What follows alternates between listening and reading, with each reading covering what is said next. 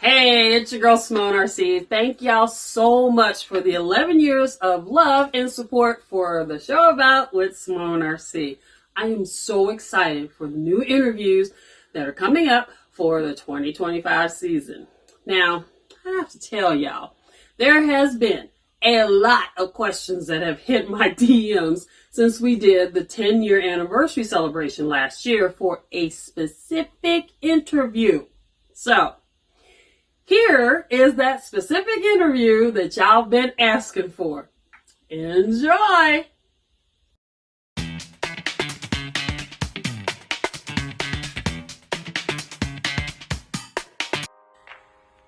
Hello, lovelies, and all the beautiful people out there. Welcome back to the show about with Simone RC, your girl. Surprise! It's me. Okay, so this is how it happened. In the original for the show about, we always had an opportunity to have one question to be asked of Simone RC. And I'd always say, and tread lightly, because Simone RC is a hot mess. And we never really got to give a little bit more detail. So my social media marketer, Andrea Watts, hello. She's been collaborating a lot of DM questions and has compiled them over a good year. And I got them in here, the top 10 DM questions that have asked of me that we just basically kind of like ignored, but we thought it would be a really good segment so that y'all can get to know me again. And for those that don't know me, yeah, you get to know me and then you can start watching the show about. We have some old archive footage that is amazing. Some big surprises for 2025. And we'll just use this as a kickoff. So, here we go. This is number 10. Here we go. Let me see. I have my glasses on, y'all, so bear with me. All right. One of the top 10 questions, why do you wear wigs? Okay. The main reason why that I wear wigs is I started modeling in the early 90s, and they did not know how to do black girls' hair. Not at all. Ask Miss Naomi Campbell. Love you, Naomi. So, I went to beauty school. I am a beauty school dropout, and I learned how to do hair, makeup, nails after I finished up with John Casablanca's finishing modeling school, and then I got signed to Elite.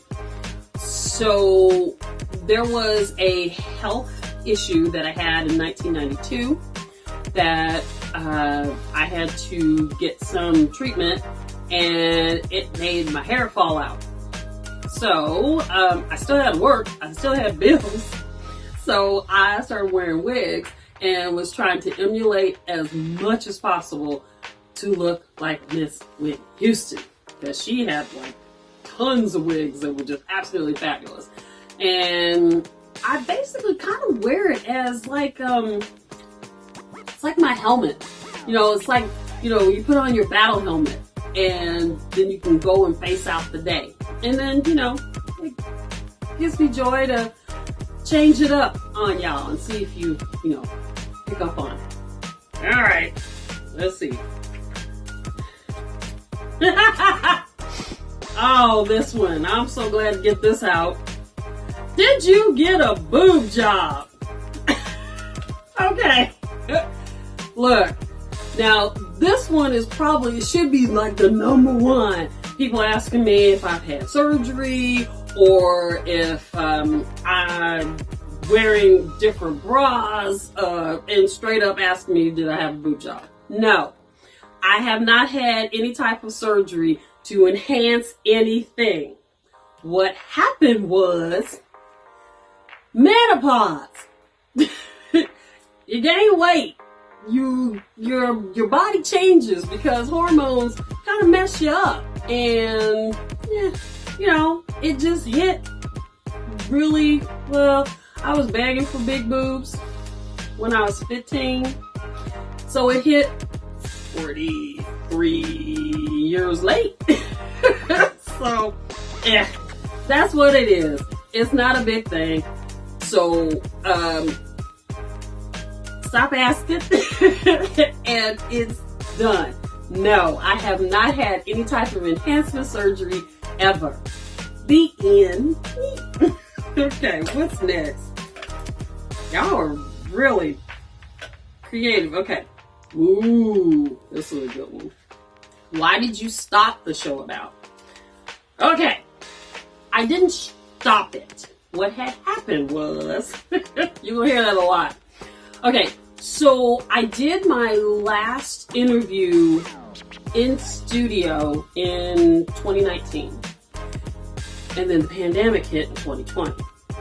I had 2 interviews, one with the incomparable Carlos Morgan, and it was fabulous. But it seemed standoffish because it was done over Zoom. I just didn't have that same vibe that I usually have being in studio and being with, that person. So I have it in the archives. It will come out next year. And then I did an interview with Sarah Abate, and she does all of our kind of like the more the marketing side of just like what the look of the show about should be. And I was kind of playing around trying to figure out, maybe I should do a different show while we're trying to figure out what's going on with the world. And it was called Hanging with Simone RC, and it was a big hit, but it was during the pandemic, and y'all were trying to deal with worldly things. I was trying to deal with my world. I ended up getting COVID. So it wasn't that I stopped the show. Not at all. So when it came to the 10-year anniversary, to be able to celebrate all of the uploaded interviews that I had done, that really kind of supercharged me to come back. And I've been reaching out to folks to be able to get them back on the show, and new people to be able to interview, because I started the show honestly because I was just frustrated with my friends out there trying to do advertisement for their craft in addition to doing their craft. And as creatives, y'all know that's hard as hell to do. You can't focus on what is going on with your craft and do all the stuff for Instagram and Facebook and Snapchat and TikTok. And that's too much. That's why I have a social media marketing director. Thank God for Andrea, because I couldn't do it. And what we're going to do now is just get back to the basics. 2 chairs, 1 backdrop, and get to know that person that I interview. So, there you go. All right, what's next? I'm kind of afraid. Let's see, what's this? All right. Oh, man. Who is your favorite interview over the last 11 years? Prince said he never chose a favorite song of his. It was always the next one. So I have which ones of the funniest ones. Ali Hassan, he's a nut. It was so fun. His interview is fun. Ones that are like dear to my heart to see how they've progressed, like Christopher Bates and Amy DiCarlo, Carlos Morgan. They've just like kind of rocketed off. Like as soon as I got to have the opportunity to talk to them, Shelly O, it's just like kaboom. you know, it's so awesome. I really like that. But yeah, I think mine going forward, I think that's what it is. It's my favorite one will be the next one. So it's hard to choose from 11 years of interviews. Okay, let's see. How do you find people to interview? You know, I don't. It's weird. People come to me. It's like people gravitate and they want to tell me things that usually most people don't want to talk about, or they're talking about their craft and I'm genuinely listening because I'm thinking, I bet you somebody else will want to know about them. And then you know what? You should come on my show. And they go, what? And I'm like, yeah. And then I get them on, and then 6 months later after they get interviewed, they're in the stratosphere. So I'm very proud of that. I like that. So that's how that happens. Let's see. What's this one? Ooh, are there interviews that you haven't been able to upload? Good question. I wonder who wrote that one. Yes, there are probably a good 10 interviews that I have done over the 11 years that I did not have an opportunity to upload, and this is why. Money. That's all it is. It's money for the editing, the money for post-production, the money to get someone to work on the things that I need to have worked on versus me hunkering down and then having to do this, or me going out working and doing the acting and the hosting and all of this in order to pay for the editing and the post-production and the filming. You know, Rohan Layla, man, that's my boy, that's my bro. Yes, and the incomparable team of Leslie and Terry. They do Artist Touch Productions. Those are my go-to videographers and photographers. And so, you know what? I don't do the thing of, oh, you my friend, and I'm gonna hit you up and then work for free. No, just because we're creatives, we don't work for free. That's not right. So those particular interviews had to be sit in the vault until I had the opportunity to pay. And I never uploaded anything until I was able to pay those creatives that helped put it together. There we go. That's a good question. Let's see. Do people still ask you how to get into modeling? All the time. And it's silly because I got into modeling in 1983. I got scouted at Oak Park Shopping Mall. I was school clothes shopping with my mama, and she was in her garb that she wears at the hospital because she's a physical therapist at Providence Medical Center. And we were in a rush, hurry up, gotta find.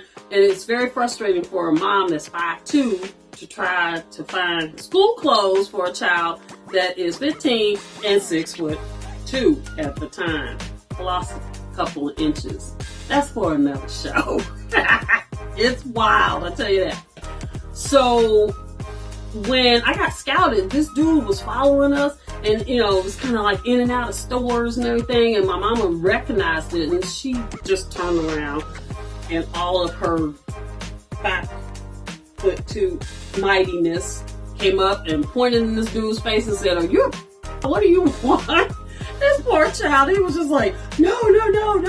I think that your daughter would be really great to model. Now, I was straight up tomboy, straight up, athlete. I was playing volleyball, soccer. I was running track. I was playing softball.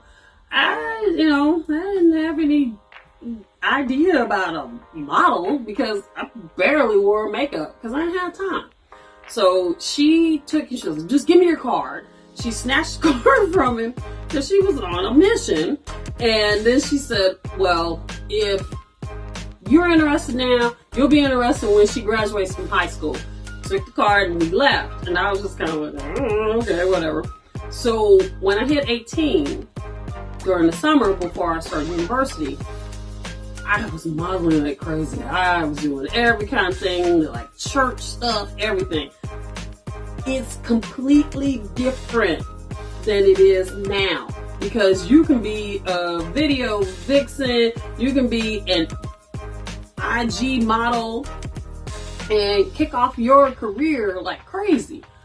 So I really can't help anybody because I'm at a whole nother level of beginnings than these kids are, because, you know, hey, they can do it in an afternoon on their phone.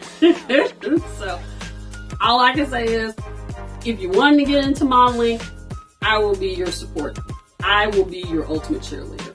How about that?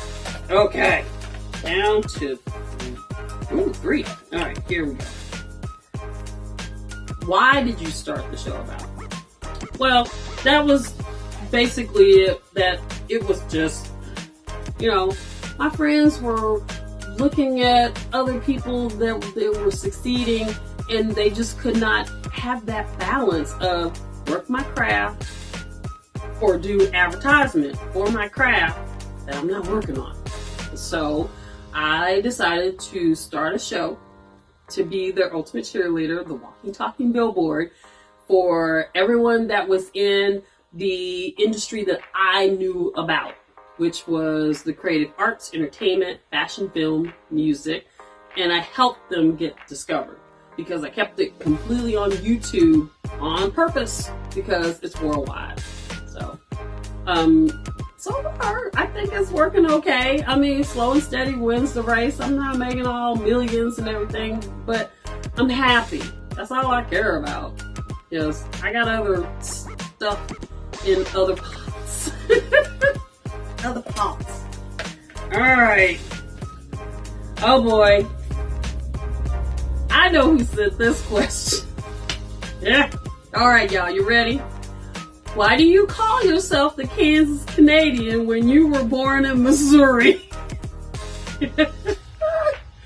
Oh boy. Okay. Well, I was born in Kansas City, Missouri, at St. Joseph's Hospital, then when it was on Linwood Boulevard, a very long time ago. And I was in Kansas City, Missouri side until I was 5. Then I moved with the family, with my mama, to Edwardsville, Kansas, little bitty town, and we moved to a 10-acre farm that just let us kids be feral. It was awesome. It was great. We had adventures and it was fun. It was really fun. And then I went to Bonner Springs High School and then university over in Kansas. I definitely consider myself a Kansas Jayhawk. So that's it. I'm not dogging on Missouri at all. It's just I was raised in Kansas. So, and plus Kansas Canadian, it flows really smooth. And there's a Kansas Canadian connection that has been around for years. Look it up. James Naismith, hello. He was the father of basketball and he was the coach for Kansas University, but he was born and raised here in Canada. Fun fact, there you go. All right, last but not least. All right. Oh, that's a good one. Why did you establish the rule that on the show about, there are 4 things that you don't talk about? That's a good one. Why do you write that? Ooh, okay. All right. when I first started the show, I went on a show as an audience member to kind of get pointers. I'm a research hound. I love to research. I mean, dig deep. I fall down rabbit holes all the time. I just did one not too long ago for the 90s music. You need to check it out. So I went on George Strombo's show. Hey George, you owe me an interview. Okay.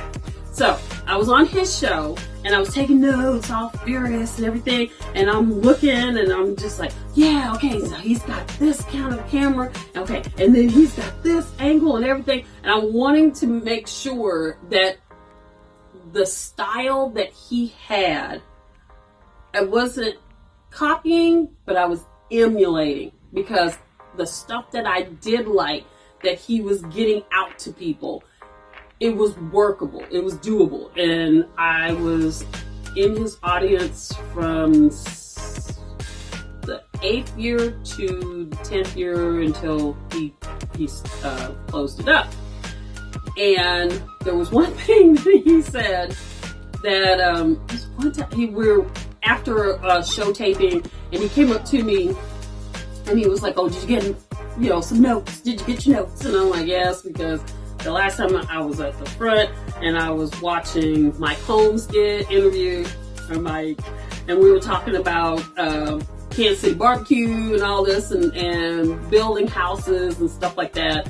And he had asked me while he's standing in front of Mike Holmes about, okay, so who's your favorite hockey team? I'd only been here for probably 4 years. So, I did transfer from Chicago. So, I would always just like, okay, whatever the city's team, yeah, I'm gonna do that. But, I mean, Rays, Kansas City Chiefs, Kansas City Royals, watch that. That was good. But, we didn't do hockey because we're in the Midwest. It was coming. It was up and coming. So I told him, I was like, I don't know. What's the team? And of course, he's like Montreal or something like that. Yeah. See, I told y'all, I don't know nothing about no hockey. So I told him, I was like, now look.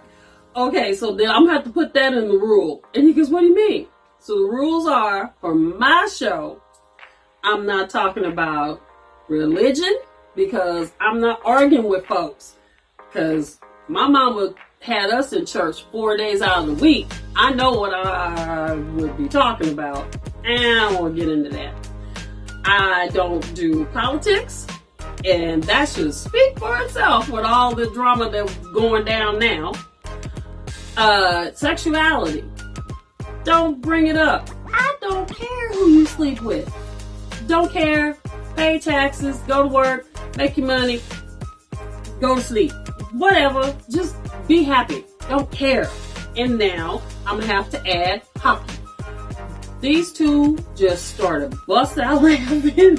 And I'm like, and I'm sticking to it. And he was like, yeah, I guess you will. So yes, those are the 4 things on the show about with Simone RC that we don't talk about. Thank you, George and Mike Holmes. So, it's empty. Those were the top 10. Wow, look at that. So, I hope y'all enjoyed this, because I did too. It was pretty cool. It was enlightening for a lot of stuff. There's going to be more opportunities to ask me questions, pick my brain, for the show about, because we're going back to the way it used to be.